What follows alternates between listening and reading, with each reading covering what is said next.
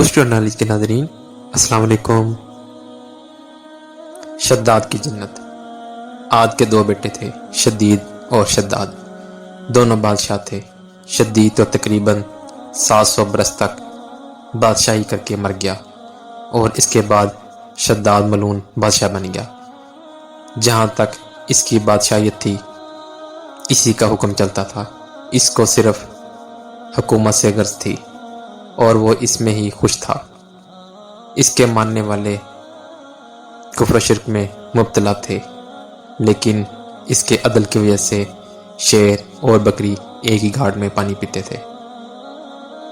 حضرت ہود علیہ السلام کو اس کی ہدایت کے لیے اور ایمان کی دعوت کے لیے بھیجا گیا، تو انہوں نے بہت کوشش کی اور اس کو حق کی دعوت دیتے رہے، لیکن وہ ایمان نہ لایا اور کفر و شرک میں مرا۔ حضرت ہود علیہ السلام نے جب اس کو ایمان کی دعوت دی تو وہ کہنے لگا کہ اگر میں تمہارا دین قبول کر لوں تو مجھے اس کا کیا فائدہ ہوگا۔ حضرت ہود علیہ السلام نے فرمایا کہ اس کے عوض اللہ پاک تجھے بہشت عطا کرے گا اور تجھ پر اپنا فضل و مہربانی اور رحمت فرمائے گا، اور اس طرح کی بہت سی اچھی باتیں بتائیں جو آخرت میں اس کے واسطے نجات کا سبب بن سکتی تھی۔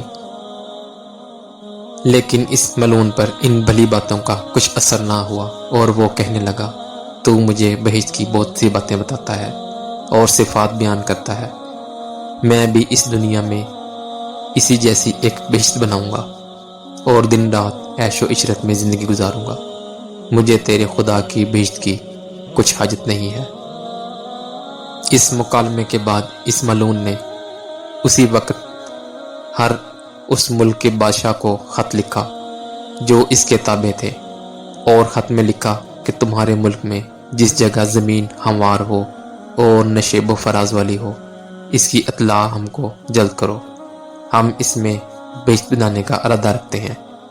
اس کے بعد اپنے قاصد ہر جگہ بھیجے تاکہ ہر علاقے کا سونا، چاندی اور جواہرات لے کر آئیں۔ یہ بھی کہا کہ جتنے بھی مشک و عنبر ہاتھ آئیں وہ بھی لیتے آئیں۔ کہا جاتا ہے کہ اس وقت شداد کے زیر حکم بہت سے ملک اور بڑے بڑے شہر تھے۔ بہت ہی جستجو کے بعد خطہ عرب میں ایک قطعہ زمین ملی جس کی مسافت 40 فرسنگ تھی۔ کئی استادوں اور ان کے کاریگروں نے مل کر اس کی پیمائش کی، اور سارا خزانہ وہاں لا کر جمع کیا گیا۔ سب سے پہلے سنگ مرمر سے بنیاد بہشت کی رکھی گئی، اور اس کی دیواریں سونے اور چاندی کی اینٹوں سے بنائی گئی۔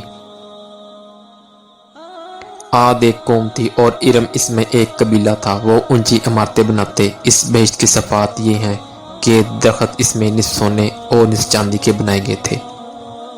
بہشت کے دروازے پر 4 میدان بنوائے گئے تھے، اور ان میں اشجار میوہ دار لگائے تھے۔ ہر میدان میں بہت سی کرسیاں سونے اور چاندی کی بچھی تھیں۔ ہر کرسی کے سامنے ایک بہت سی کھانے کی نعمتیں تھیں، یہاں تک کہ 300 برس میں اس بہشت کا سر انجام ہوا۔ بہشت بنانے والوں کو اس نے ملک میں بھیجا کہ سکہ بھر چاندی کسی ملک میں نہ چھوڑو، سب اس بہشت میں لا کر رکھ دو۔ آخر یہ نوبت پہنچی کہ ایک بوڑھی عورت کے ساتھ ایک یتیم بچی تھی جس کے گلوبند میں ایک سکہ چاندی تھا۔ ظالموں نے اسے بھی نہ چھوڑا۔ وہ بچی روتی رہی کہ میں مسکین ہوں، اس کے سوا میرے پاس کچھ نہیں، یہ مجھے بخش دو، مگر انہوں نے کچھ نہ سنا۔ شداد نے ملک کے سارے خوبصورت اور حسین لڑکے لڑکیاں جمع کیں تاکہ وہ بہشت میں اس کی خدمت میں رہیں۔ کئی سالوں تک وہ کفر کرتا رہا، لیکن اللہ پاک کو منظور نہ تھا کہ وہ اپنی بنائی ہوئی بہشت میں جائے۔ ایک دن شداد 200 غلام ساتھ لے کر بہشت دیکھنے گیا۔ جب وہ بہشت کے نزدیک پہنچا تو اس نے اپنے غلاموں کو چاروں میدانوں میں بھیجا، اور ایک غلام کے ساتھ بہشت میں داخل ہونے لگا کہ بہشت کے دروازے پر ایک شخص کو کھڑا ہوا دیکھا۔ اس سے پوچھا تو کون ہے؟ اس نے کہا کہ میں مالک الموت ہوں۔ شداد بولا مجھے ذرا مہلت دو تاکہ میں اپنی بنائی ہوئی بہشت کو دیکھ سکوں۔ ملک الموت نے کہا کہ خدا کا حکم نہیں ہے کہ تو اسے دیکھے، کیونکہ تو دوزخ کا حقدار ہے اور وہیں جائے گا۔ تب اسی حالت میں اس کا ایک پاؤں گھوڑے کی رکاب پر تھا اور دوسرا بہشت کے دروازے پر، اور اس کی جان قبض کر لی گئی۔